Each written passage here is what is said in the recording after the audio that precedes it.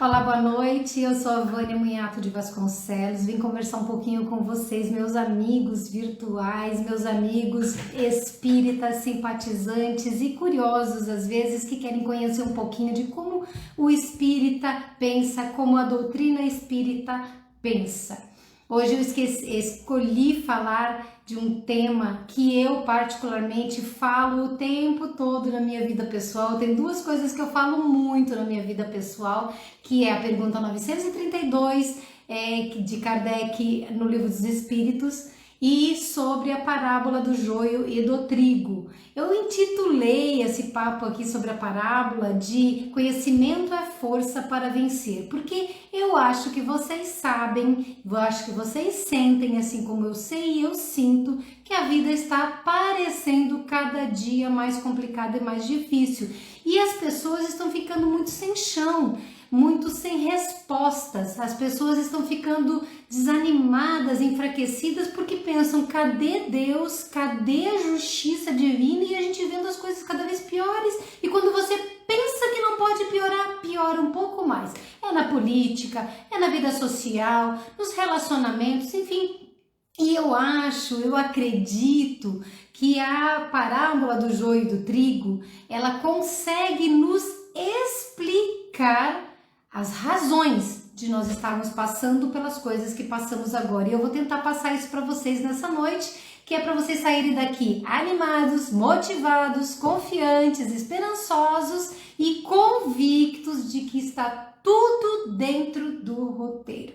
Mas para começar a falar sobre tudo que eu trouxe para vocês, para a gente conversar hoje, nós vamos fazer a nossa prece. Eu gosto da prece, imagino que vocês gostem da prece, que é aquele momento em que a gente convida Deus para estar conosco. Ele sempre está, mas às vezes a gente não está com Ele. Então a gente diz assim: Senhor, estou contigo agora, por favor, esteja comigo mais ainda neste momento em que nós falamos de Jesus, que se colocou à disposição de quando nos reuníssemos em seu nome, e convidamos o nosso mentor, os espíritos familiares, os espíritos simpáticos para estarem conosco também, protegendo o nosso ambiente astral, o nosso ambiente físico, para que a gente sintonize com energias melhores, positivas, de energia, de força, de coragem e de fé, e possamos compreender tudo que nós vamos estudar nessa noite. Então, nesse instante, eu convido vocês a se olharem de fora, como se vocês saíssem do seu corpo e estivessem acima de vocês ou ao lado de vocês. É mais ou menos assim que a espiritualidade amiga está nos olhando neste momento. E que vocês olhem para fora de vocês para este corpo que é instrumento de trabalho, instrumento de educação e aprendizado da nossa alma, e digam assim: bendito seja este corpo que me dá suporte e condições de evoluir. E que a gente possa olhar à nossa volta ainda de fora de nós e enxergar os nossos amigos queridos da espiritualidade amiga, rostos que muitas vezes nós amamos e já partiram desta encarnação, e outros que a gente olha, reconhece lá no fundo da alma, mas não sabe quem é. Pessoas que amamos e que são de outros momentos, de outras vidas. E a gente percebe que não está sozinho. Que nesse instante estamos rodeados de luz, de energia, de amor, de força, de proteção. E sentindo tudo isso, nós agradecemos a Deus pela oportunidade bendita de estarmos aqui neste momento, nesta noite de domingo, dia 6 de dezembro de 2020.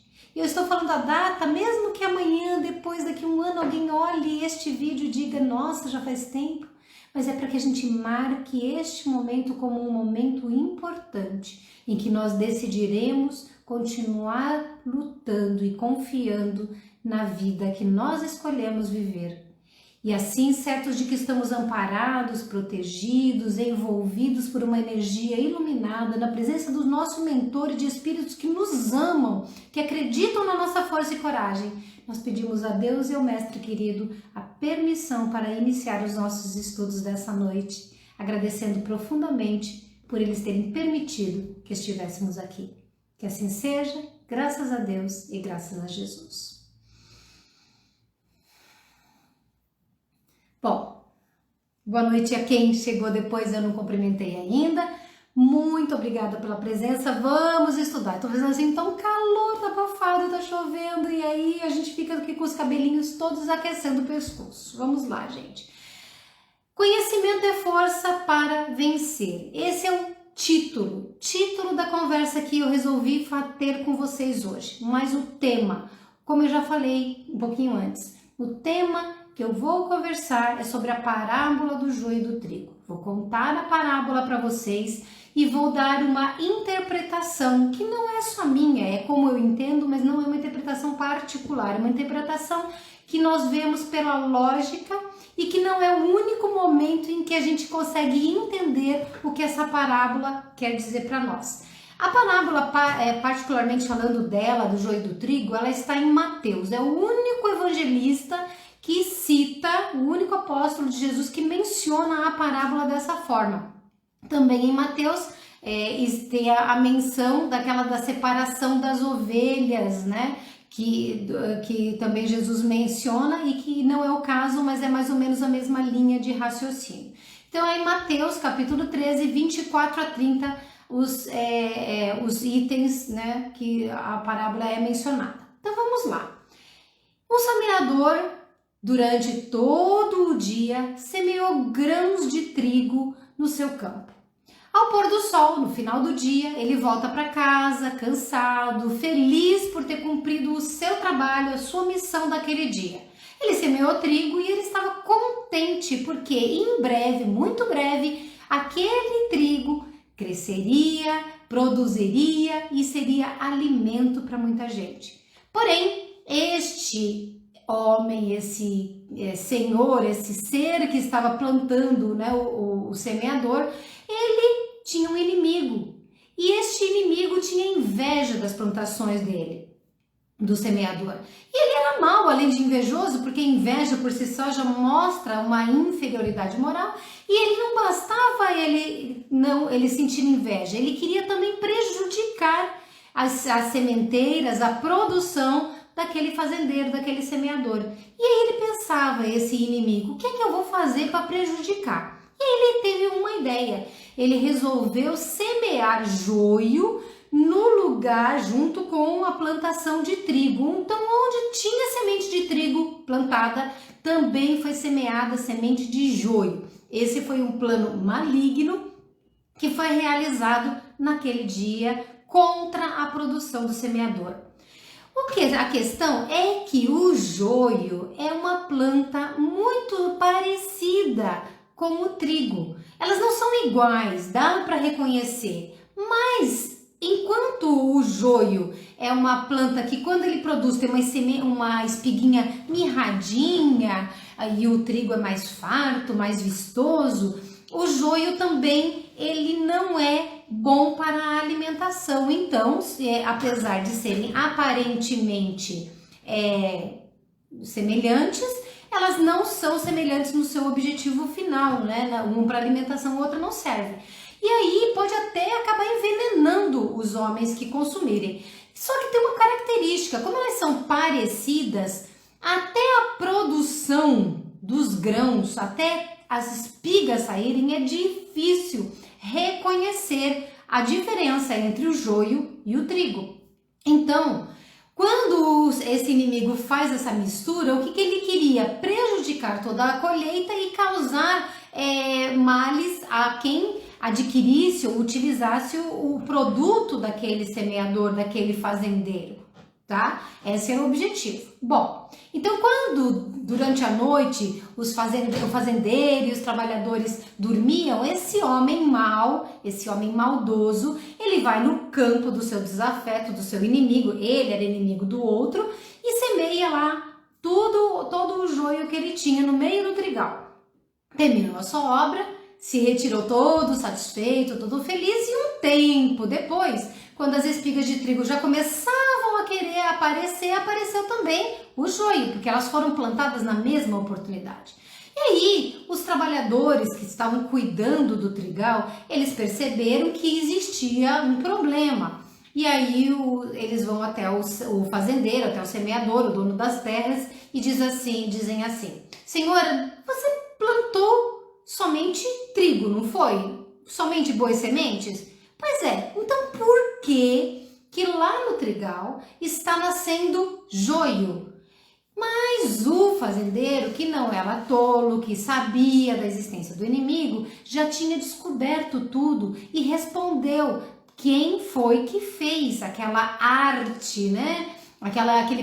Tentou causar prejuízo. E aí os trabalhadores perguntaram: ok, senhor, então você quer que a gente arranque agora mesmo todo o joio do trigal? E o senhor disse assim: não é possível fazer isso agora. Vocês sabem que o joio é muito parecido com o trigo. Se vocês quiserem arrancar o joio, que foi plantado junto com o bom grão, vocês vão acabar arrancando também o trigo, pois as raízes de ambos muitas vezes se entrelaçam. Então, além de serem parecidas, quando começa a produzir, dá para distinguir, as raízes das sementes plantadas juntas, elas vão se entrelaçar, é normal entre as plantas.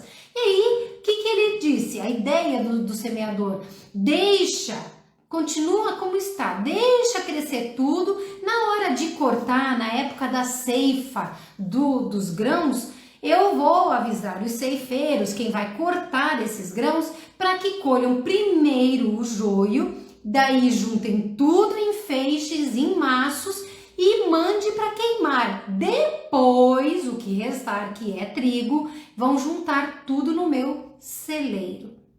Esta é a parábola do joio e do trigo. É uma versão, existem algumas que fazem pequenas nuances conforme a tradução da Bíblia, né, do Evangelho, do Novo Testamento, mas basicamente é isso. Então, o trigo e o joio não foram separados antes da ceifa, antes do corte, antes da colheita. E aí, o Evangelho segundo o Espiritismo, onde este texto, ou a Bíblia, né, fala, e o Evangelho também nós podemos analisar, embora não tenha a menção direta dessa parábola, nós podemos entender pela doutrina espírita, pelo Evangelho, pelos raciocínios espíritas, o que é cada personagem desta parábola. Então, o semeador nós podemos interpretar que é como Jesus se intitulava, o Filho do Homem. Então, Jesus vem à Terra e ele semeia conteúdos que são bons. E aí ele faz esse trabalho, deixando esse conhecimento para cá. E o campo onde a semeadura acontece é o mundo, é a terra, é o seio da humanidade. A boa semente, é claro que somos todos, são todos os homens bem intencionados, com vontade de aproveitar esses conhecimentos, são os bons, eu interpreto como sendo os bons, enquanto o joio são os maus, os imperfeitos, que ainda não têm vontade de amadurecer, não têm vontade de crescer, não têm vontade de mudar. O inimigo, dentro do conceito bíblico, ele é considerado o diabo, né? Ou Satanás, mas também nós podemos entender como aqueles espíritos endurecidos que não querem a melhoria do planeta, não querem a melhoria da humanidade, não querem o salto do progresso, da qualidade moral que nós tanto ansiamos que aconteça na Terra. A colheita é o que? Seria o fim da era de expiação. Então eu também interpreto como a parábola falando de um fim de uma era. É o fim da era de expiações. Quem me acompanha sabe que eu também sempre falo sobre isso, sobre mundo de expiação, que a Terra é classificada, mundo de regeneração em que nós estamos entrando nessa era. E ninguém sabe exatamente o momento certo. Eu acredito que é desde o começo da doutrina espírita, por causa de várias menções que acontecem dentro do espiritismo, dentro dos textos espíritas.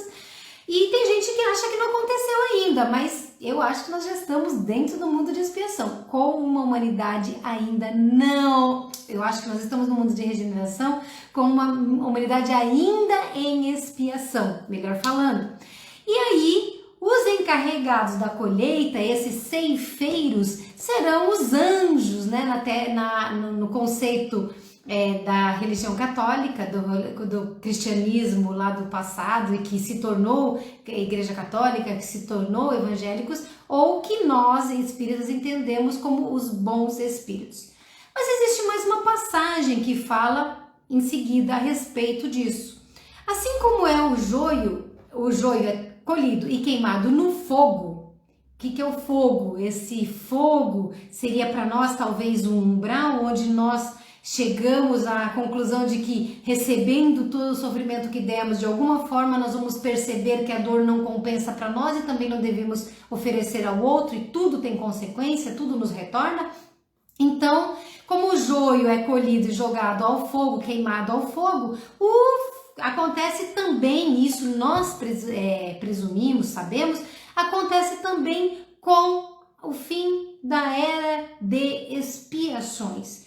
A era de expiações tem que acabar e vai acabar, queiramos ou não, porque tudo progride. Livro dos Espíritos, lei de progresso, tem lá progresso, inclusive dos mundos, escala dos mundos, se fala de cada tipo de mundo, todo o progresso dos mundos, então tem que acabar. Então o joio da parábola vai ser queimado, selecionado e queimado, e o planeta vai ter que progredir, e quem não estiver de acordo também, entre aspas, vai ser queimado, será queimado. Claro que não literalmente, por isso que eu coloquei entre aspas. Bom, então o Filho do Homem, ou seja, Jesus, vai enviar aqui à Terra bons espíritos. Veja que isso é dito há 2000 anos, mais de 2000 anos, né? Vai enviar bons espíritos e eles vão tirar de tudo que é ruim, que faz tropeçar, que causa mal, que atrapalha o progresso, que dificulta o desenvolvimento moral, afetivo, espiritual e intelectual de cada pessoa da humanidade. E aí tudo isso vai ser colocado em outro lugar. A gente sabe que os mundos, tendo escalas, existem mundos primitivos, mundos de expiações, mundos de regeneração, mundos felizes, vários graus de mundos felizes. E se a gente já está entrando no mundo de regeneração, não seremos compatíveis se continuarmos mentalmente, espiritualmente, num mundo de expiações. Então a afinidade deixa de existir com o planeta. Ou acabaremos sendo levados, atraídos a mundos de expiação, diferente da Terra, que já será regeneração, ou, dependendo do nosso endurecimento, até mesmo mundos primitivos. Porque o espírito não retrograda no seu conhecimento, no sua moral, ele não volta ao princípio, mas a encarnação pode voltar. Quem não desenvolveu para estar num mundo de expiações pode sim acabar num mundo um mundo primitivo. E aí, essa fornalha ardente que a parábola menciona e que a gente está trazendo para o nosso cotidiano aqui na Terra, é onde o Jesus sempre fala que haverá choro e ranger de dentes. É claro, porque se a gente causa o mal, se nós levamos a dor e sofrimento, e existe uma lei de ação e reação, uma consequência nos será dada em retorno. E se eu causei lágrimas e sofrimento, é óbvio que eu não posso ter alegria, paz e tranquilidade. Então acabará voltando para nós. E desta forma a gente poderá entender que os bons começarão a desenvolver mais rapidamente, brilhar espiritualmente nesse reino de meu Pai que Jesus menciona, enquanto os outros ainda demorarão para chegar nesse ponto. E Jesus alerta: quem tiver ouvidos de ouvir, que ouça. Mateus, na parábola, lembrando que ele é o único apóstolo, o único evangelista que menciona a parábola do joio e do trigo, ele usa essas palavras da teologia católica. Por quê? Porque era como eles entendiam na época, e isso acabou perdurando no tempo, porque o cristianismo foi transformado numa religião católica, apostólica romana, que depois desmembrou em outras religiões. E até hoje as pessoas utilizam o termo anjo, demônio, satanás, inferno, purgatório, céu. São termos que a parábola não eliminou. Mas nós vamos interpretar como bons espíritos, maus espíritos. O céu a gente pode colocar localizadamente nas colônias espirituais, o inferno nos umbrais, e o purgatório seria também nos umbrais, assim, um pouco menos endurecidos, dependendo do estado da pessoa. Então, para a doutrina espírita, tem esse pós-vida? Tem, mas principalmente o inferno e o céu Na interpretação da letra da parábola, seriam estados de alma, porque você pode ter toda a alegria do mundo à sua volta, mas se você não estiver bem, se você estiver pensando o pior, se você estiver magoado, ferido, com ódio, com raiva, com sentimento de vingança, com um coração pulsando de maus sentimentos, você não estará feliz. E eu tenho absoluta convicção que todos nós que estamos aqui agora já passamos por isso. Aliás, para nós é muito mais fácil sentir assim, estar num lugar bom e estarmos nos sentindo maus do que o inverso, porque nós não conseguimos ainda, de forma muito produtiva, estar num momento à nossa volta ruim, negativo, e a gente continuar mantendo a vibração elevada, mas a gente precisa mudar isso.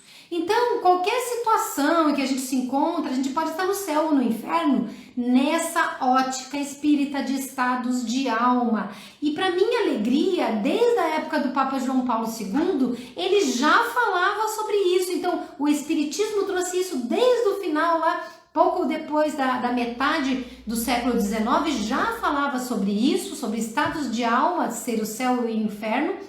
E para nossa alegria, mesmo a Igreja Católica admite isso, que esse estado de alma pode ser considerado um próprio céu e um próprio inferno, né? E aí, nesse sentido espírita, eu convido vocês também a darem uma olhada, lerem, estudarem a obra da codificação chamada O Céu e o Inferno, que é uma obra em que a primeira parte vai falar do céu, do inferno, do purgatório, dos anjos e demônios, vai fazer uma boa análise desses aspectos católicos ou da Igreja Católica Apostólica Romana, sem desmerecê-la, obviamente, mas numa interpretação espírita, e da metade em diante haverá dezenas de casos que seriam psicografias, ditados que Kardec recebeu e compilou, colocando lá sobre espíritos endurecidos, espíritos de suicidas, espíritos infelizes, espíritos que cumpriram grandes provações na Terra, espíritos de missionários, espíritos de pessoas que foram cruéis, enfim. E aí você vai percebendo, porque uma das coisas, inclusive, que não se fala na doutrina dentro da codificação é de colônia espiritual. Não existe uma só menção dentro da codificação espírita. Os 5 livros básicos da doutrina é sobre colônias. E no livro Céu e Inferno vocês vão observar, se vocês estudaram, vão lembrar, se não estudaram, vão ler e vão perceber. A impressão que dá é que os espíritos estão flutuando no espaço, o que a gente entende como uma incoerência. Eu entendo como uma coerência, e que as obras de Chico, que foram as primeiras a mencionar em colônias, elas vieram colocar chão para a gente pisar, porque eles não falam, olha, eu estou no lugar tal, eles simplesmente falam de estados de espírito, o que de maneira alguma desclassifica as colônias ou os locais umbralinos em que nós podemos estar, ok? E o que a gente aprende da parábola? Eu já dei uma pincelada e a gente vai trazendo para o nosso cotidiano. A gente já entendeu que as boas sementes, os que são, as más sementes, o que são. E aí a gente vai entender que os bons seriam interpretados como o trigo, aquele que produz boas sementes, que é útil, que vai servir de alimento, que tem consistência, conteúdo.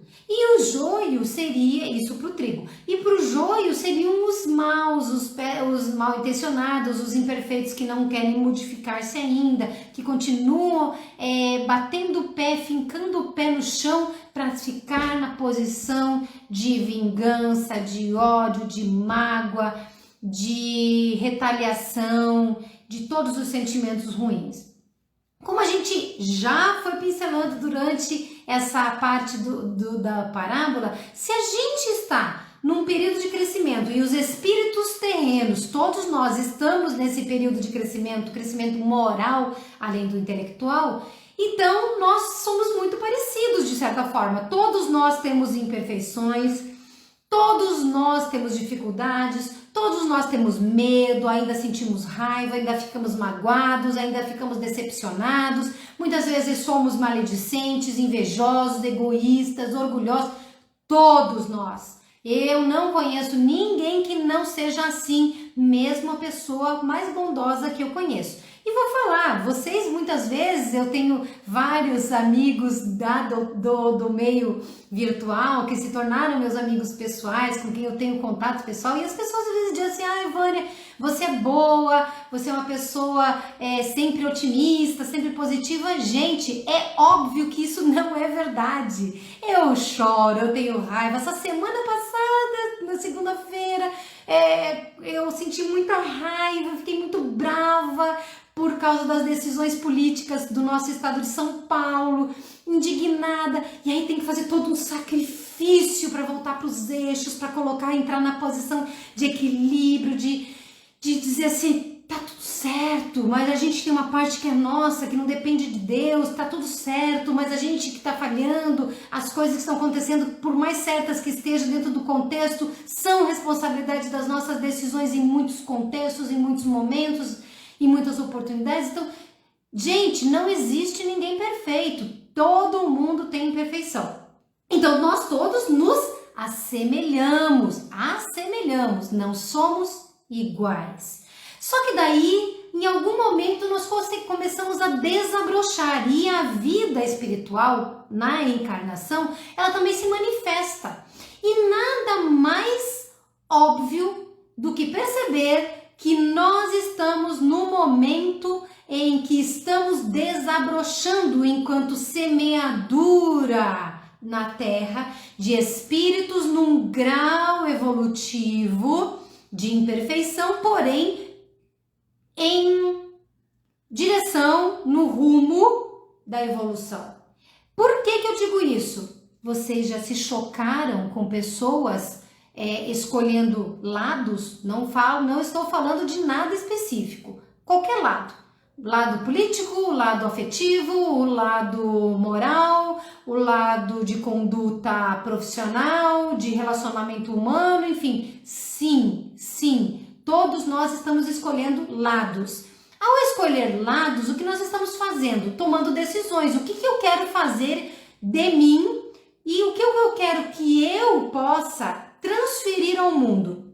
Então, enquanto uns discordam de um assunto e dizem, ok, outros xingam, outros brigam. Eu também tenho as minhas neuroses aqui, as minhas brigas, tudo. Minha irmã que tá aí, não sei se a outra também tá, elas sabem que eu sou brava, sorridente, simpática, né, otimista, sou tudo isso mesmo, mas eu sou brava, gente, não me tire de sério que eu sou brava. E a luta para controlar esse impulso, né, porque nós estamos amadurecendo, e aí, quando a gente cresce, quando a gente amadurece, basta olhar o gatinho, o cachorrinho ou o bebezinho. Quando começa a ter um pouquinho mais de firmeza nas pernas, começa a fazer o que quer, começa a ampliar a sua liberdade. E quando tem um pouquinho mais de liberdade, aí você vê quem é aquele ser. Isso acontece conosco. Então, quando as espigas do joio e do trigo desabrocham,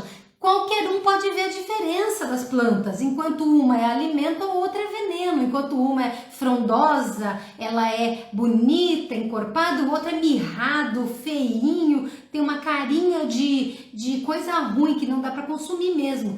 Então Jesus nos traz essa parábola para revelar uma verdadeira luta, uma verdadeira batalha que nós que encarnamos, que pedimos, Senhor, eu quero, Senhor, eu estou pronto, Senhor, eu quero aproveitar esse momento da minha existência espiritual lá na Terra, encarnado, enfrentando todos os desafios, porque eu acredito já estar pronto. Eu expio aquilo que eu tenho que expiar e eu provo, passarei por provações para dizer, eu já consegui aprender. Então as boas sementes, e eu estou falando já não do trigo especificamente, mas dos seres humanos bem intencionados, de boa vontade, que querem ser bons, eles já compreendem essas verdades que a doutrina espírita diz, que o cristianismo diz, e eles procuram praticar. Gente, reparem a palavra, praticar, colocar em prática, ter a atitude no mundo,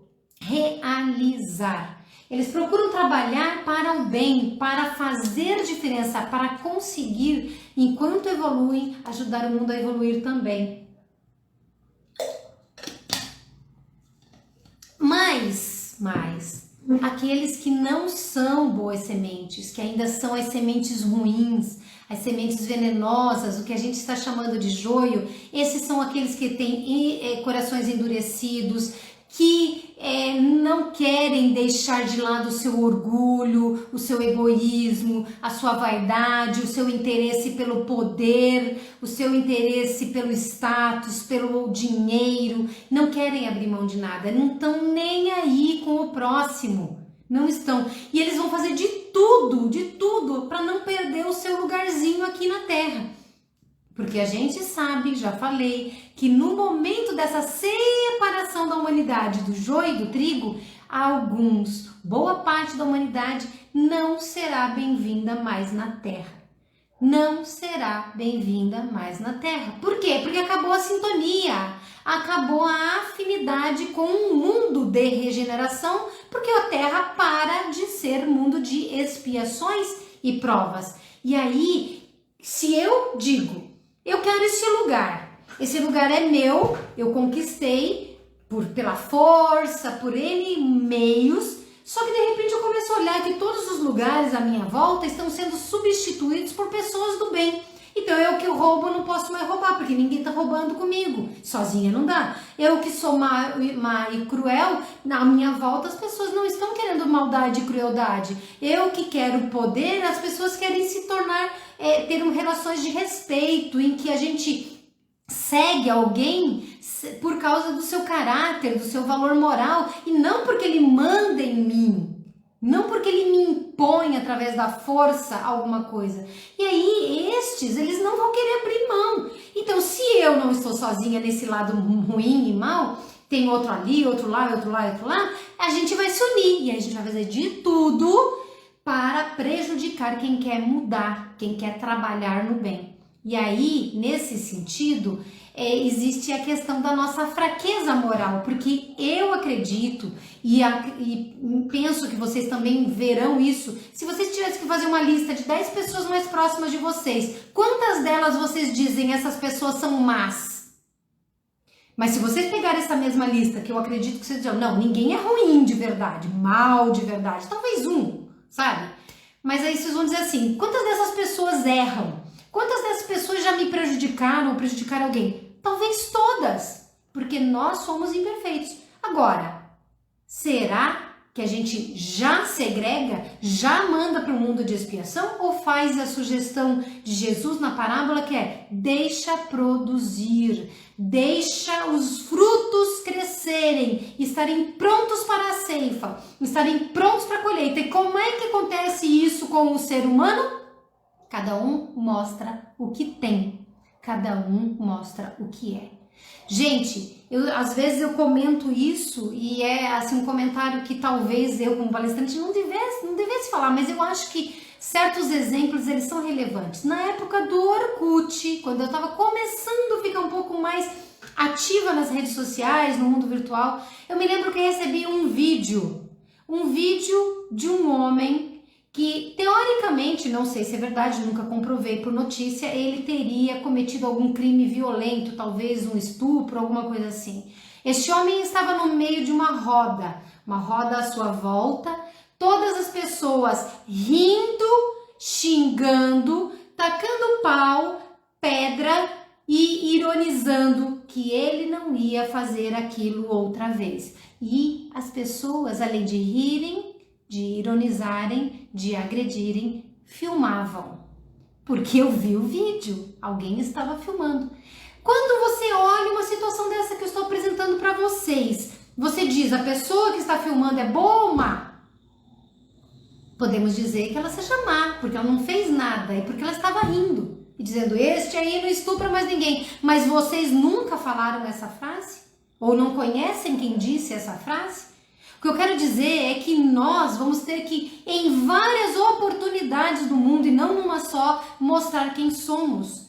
É na balança da consciência, esta que é a verdadeira balança que julga o homem após a morte e existem religiões que ficam esperando o julgamento final, mas cada vez que nós desencarnamos, o corpo morre, cada vez a nossa consciência nos julga e diz: você vai para o umbral, você vai para a colônia espiritual porque você fez o mal, ou porque você fez o bem, ou pelo menos era bem intencionado em fazê-lo e merece tratamento, e merece uma segunda oportunidade. As oportunidades, na verdade, são infinitas para nós, mas a gente tem que colher as consequências. Então, todos os dias, gente, e é isso que eu quero dizer para vocês, tudo que a gente olha na TV, tudo que a gente lê no Twitter, no Facebook, no Instagram, no jornal, falando do mal, em maioria, e do bem em alguns casos, que infelizmente a gente não dá atenção para o que é bom, nem nos filmes hollywoodianos, nem nas letras de música que a gente considera brega,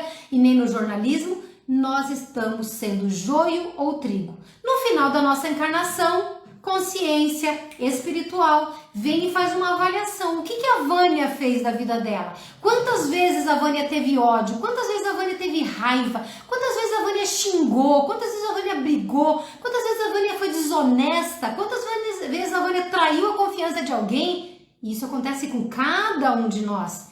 Quantas vezes a Vânia foi boa? Quantas vezes a Vânia levou o bem, uma palavra amiga, deu um ombro amigo para alguém, estendeu uma mão, deu um sorriso, contribuiu um conhecimento? O que pesa mais na balança da Vânia? O que pesa mais na balança da Kátia, da Sheila, da Maria, da Leonora, do José, do João, do Ricardo, do Pedro, de todo mundo?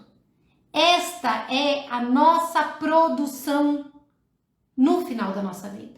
O que é que nós produzimos? E aí nós vamos entendendo que essa separação do joio e do trigo nós a estamos vivenciando plenamente no dia de hoje. E aí, quando vocês sentirem raiva, e eu faço isso quando eu sinto raiva, tem que pensar: Deus continua no comando, Jesus continua acompanhando, o nosso mentor continua nos dando sustento. Por que a gente está escolhendo odiar e desejar o mal, e xingar e apedrejar e julgar o outro? Percebam que eu estou falando de julgamentos espirituais. Lei dos homens é para ser cumprida e não violada por ministros, por desembargadores, juízes, deputados, senadores, síndicos de prédio, e as pessoas que somos todos nós aqui, réis mortais, né? Como a gente sempre brinca, eu brinco.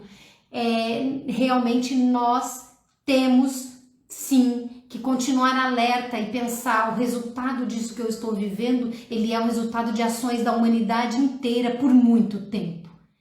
Gente, se tudo é colheita, tem que ter uma plantação. Se tudo é lei de causa e efeito, é óbvio que não como se até se fala, né, dentro da própria doutrina cristã, não podemos colher de uma macieira uma banana, um cacho de banana. Não existe banana em pé de maçã. Ponto. Tua vida é ruim, a minha vida é ruim. Das duas, uma. Ou a gente está agindo mal agora e a consequência já está chegando, ou nós já agimos mal lá atrás e a consequência está chegando. Mas Vânia, eu sou boa hoje, ou eu sou bom hoje, eu sou bem intencionado, eu faço tudo certo, etc, etc, etc. E daí? Se a gente já semeou, se não colheu, tem que colher. Eu sempre digo que eu fui a maior trambiqueira na outra vida, né? Porque nessa aqui eu não sou trambiqueira, eu sou honesta, eu não ficaria com um centavo que não é meu. Mas eu, por exemplo, já tive processo trabalhista em que eu processei a empresa porque fui lesada, ganhei a ação e não recebi um centavo. Sabe por que eu não recebi um centavo? Porque não era meu o dinheiro. Porque eu não tinha mérito, porque obviamente a lei dos homens funcionou, eu ganhei a ação, mas a pessoa burlou, a empresa burlou e não se acha dinheiro, embora eles tenham. Vocês percebem? Isso aconteceu só comigo? Não, acontece com vocês, acontece com todo mundo. Isso em várias, dezenas, centenas, infinitos exemplos que a gente pega e acaba tendo que arcar com as consequências. E aí o que você faz? Você odeia a pessoa que te fez isso? Ou você entende que isso é uma parte da sua expiação? Não é para ser. E aí você vai trabalhar e tentar conseguir dinheiro para viver de outras formas, uma forma através do sacrifício, do trabalho, do suor. E aí você diz assim, bom, um dia, já aconteceu comigo agora, vai acontecer com eles também, não sou eu que vou levar as consequências, não sou eu que vou odiar ou querer me vingar, mas a justiça dos homens foi feita. Procurei o caminho legal, ganhei no caminho legal, mas não recebi, ponto. Justiça foi feita? Para mim, aos olhos dos homens, não foi, mas para mim, aos olhos espirituais, entendo que foi, deve ter sido. Bom, eu friso, eu repito, que se Deus permite o crescimento simultâneo do joio e do trigo, é para que Ele mostre para nós, enquanto seres humanos, que Ele tolera. O que é tolerância? Ele permite que a gente vá um pouquinho mais além, porque talvez um passo a mais que a gente dê seja a oportunidade que nós tenhamos de mudar tudo. Por que a gente não colhe o joio e já joga para queimar antes dela terminar a produção, de estar pronta para a ceifa? Não tem mais tempo, agora acabou, tem que arrancar fora, tem que juntar em maço, em feixe e tem que queimar, tem que tirar dessa plantação este produto, esses grãos. Porque, gente, eu sei que hoje eu tenho algumas virtudes que eu não tinha há 30 anos. Então eu sei que dá para melhorar. E eu tenho certeza que vocês também têm virtudes, podem se analisar e têm virtudes que vocês não tinham há 5, 10, 20, 30 anos atrás também. Então, Deus é tolerante. E é por isso que às vezes a gente se pergunta por que, tendo morte, tendo doença, tanta gente boa morre, tanta gente boa sofre, mas esses que precisam ir embora, porque estão destruindo o mundo, permanecem aqui. Porque Deus tolera um pouco mais. Pela lei de causa e efeito, pela consequência que nós temos que receber, sim, a respeito de tudo que já decidimos no passado, e eu não estou falando do personagem Vânia, nem do personagem cada um de vocês, mas da história da humanidade, da escolha que a humanidade fez coletivamente e faz até hoje.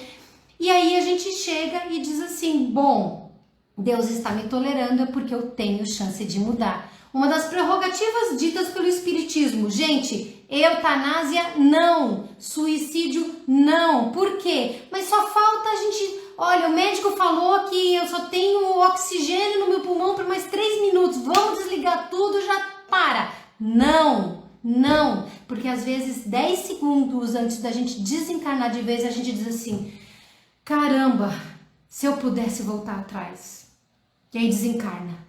Nesses 10 segundos em que a gente disse isso, é a diferença entre você ser recolhido para tratamento espiritual e dizer assim, agora você pode recomeçar num novo ponto de partida e mudar tudo na sua existência, ou você ser recolhido pelos desafetos lá no umbral, porque você continua com afinidade, com sintonia nos ideais e na forma de ser deles.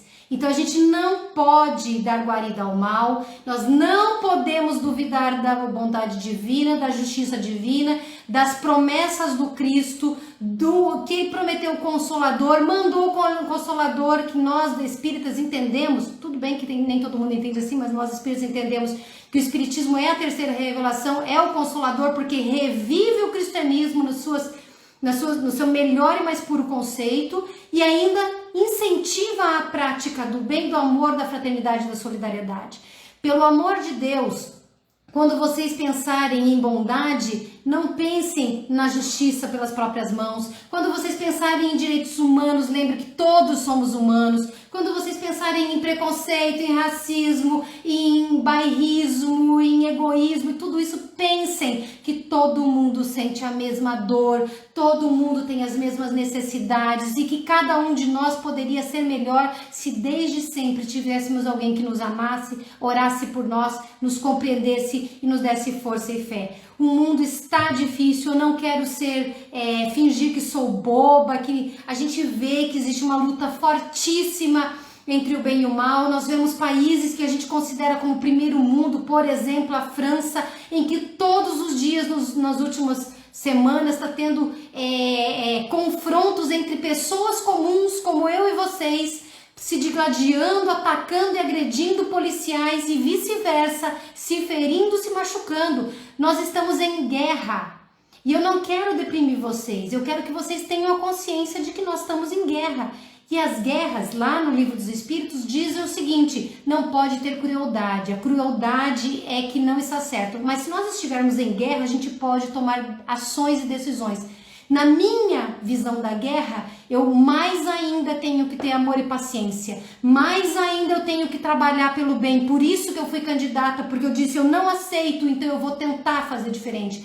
Mais ainda nós temos que orar e vibrar por esse planeta. Mais ainda a gente tem que estar em sintonia com o nosso mentor, com os amigos da espiritualidade que não desistem de nós, para que a gente ajude a fortalecer a barreira do bem para impedir que o mal permaneça nesse planeta. Eu quero e eu sei que vocês querem um mundo de regeneração. Não vai cair no colo da gente por milagre. Deus pode, Deus é capaz, mas Ele não fará, porque só fará quando nós quisermos de verdade. E não adianta só falar. Tem que fazer, tem que trabalhar. O bem e o mal estão em luta o tempo todo na nossa vida.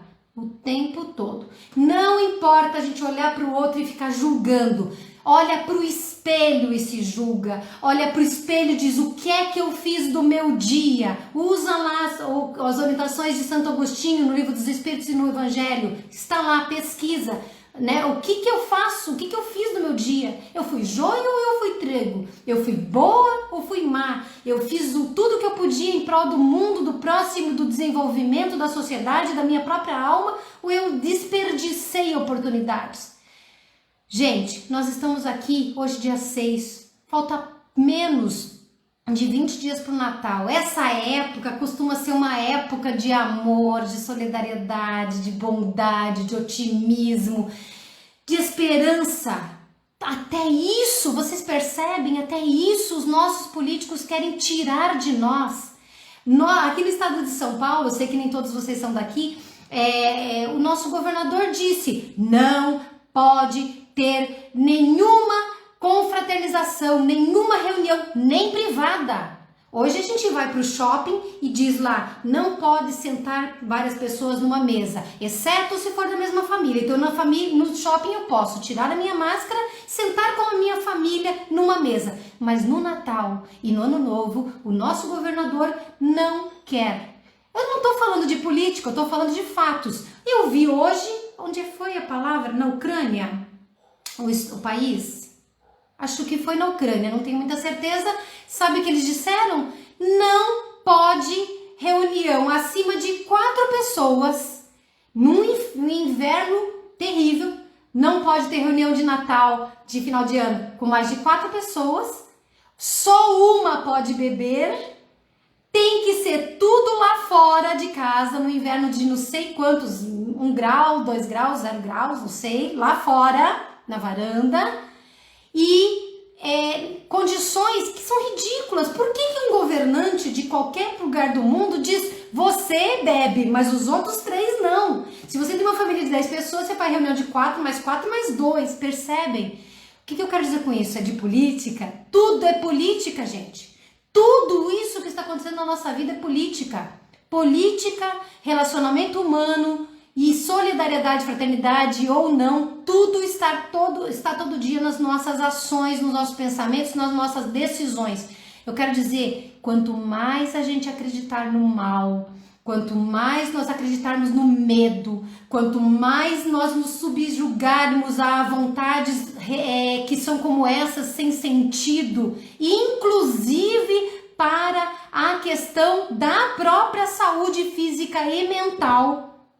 Quanto mais nós abandonarmos o amor, quanto mais nós nos dividirmos, quanto mais a gente deixar isso quebrar a sociedade, mais a Terra permanecerá sendo um mundo de expiações. Mais a humanidade vai sofrer, mais tempo vai demorar para sermos um mundo de regeneração e mais duros serão os medicamentos que a consequência das leis naturais e a própria espiritualidade vão impor a cada um de nós. Eu falei tudo isso para dizer, falta poucos dias para o Natal e eles não querem que nós sejamos amigos. Eles não querem que nós olhemos para os outros e nos abracemos e nos confraternizemos, eu não estou falando pessoal, não, pode ser virtual mesmo, que a gente entre numa mesa e olhe para o prato de comida e diz, bendito seja o alimento que eu posso comer nessa noite e tanta gente não tem. Não esmoreçam, pelo amor de Deus, não esmoreçam. A gente tem que acreditar que Deus continua sendo o mesmo que sempre foi. Não é como político que a gente vota e o cara muda todo o discurso de campanha. Ele é Deus e tá tudo certo. Mas existe uma parte que é nossa. Por favor, façam do Natal e destes dias que antecedem o Natal, dias felizes, dias de fé, dias de solidariedade. Levem palavras de conforto, sorriam, não compartilhem coisas ruins, senão para fazer reflexões de construção e positivas para nós termos forças. As pessoas estão, por causa desse quadro de 2020 com a saúde mundial, as pessoas estão se matando, desistindo de tudo, entrando em depressão, síndrome de pânico, e depende também de nós, que somos pessoas já que compreendem, que têm forças. Nós somos pessoas que podemos levar conforto, que podemos levar sorrisos e dizer, você não está sozinho, eu te escuto, eu te estendo a mão, eu oro por você. E nesse momento eu quero encerrar exatamente assim, convidando vocês que estão aqui comigo, que aguentaram esse falatório aí por esse tempo de quase 1 hora que eu estou falando, para a gente juntos pensar, eu sou trigo. Eu quero produzir trigo. Eu sou boa, eu sou bom, eu sou bem intencionado, bem intencionada. Eu quero amor, eu quero paz, eu quero alegria e quero esperança. E eu levo tudo isso para o meu próximo. E eu já estava fora de mim no começo dessa conversa, olhando de fora esse organismo que é um instrumento, que é uma alavanca de desenvolvimento moral, espiritual, intelectual, do ser imortal que sou. E eu digo, com todos esses espíritos que estou aqui, eu já não estou nem mesmo no meu ambiente físico.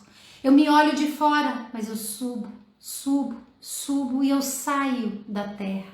E eu olho o planeta lá embaixo. Olho do meu lado e vejo meu mentor. Olho do outro lado e vejo os espíritos familiares e simpáticos a todas essas ideias. Olho para fora de todo este grupo e vejo muitos, infinitos espíritos, incontáveis espíritos, todos com o mesmo objetivo.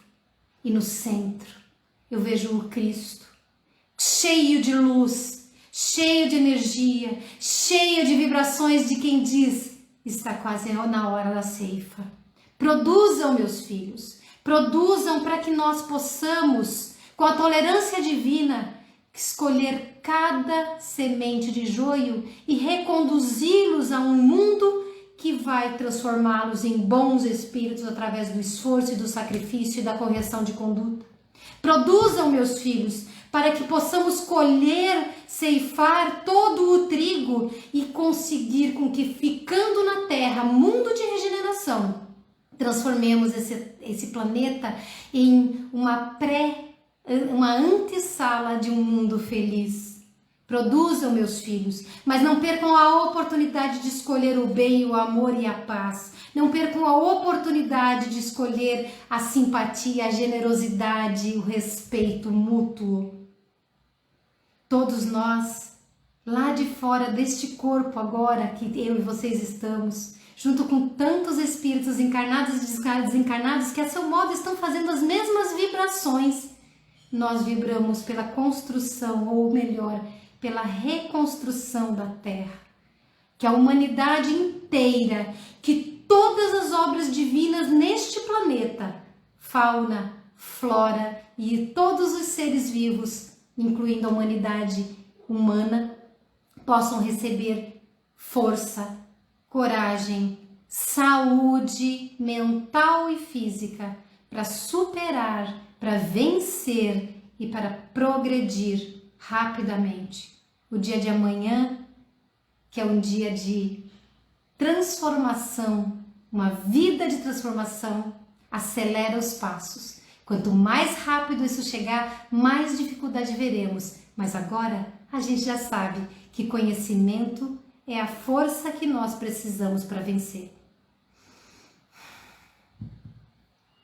Que Deus abençoe, que Jesus ampare, que vocês possam sentir um abraço super amoroso, gostoso mesmo, dos nossos mentores, amigos da espiritualidade, e que possamos terminar a nossa noite em paz, cheio de energias e ter uma semana iluminada.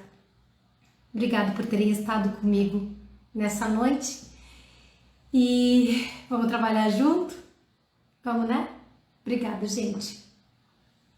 Deus abençoe. Até mais.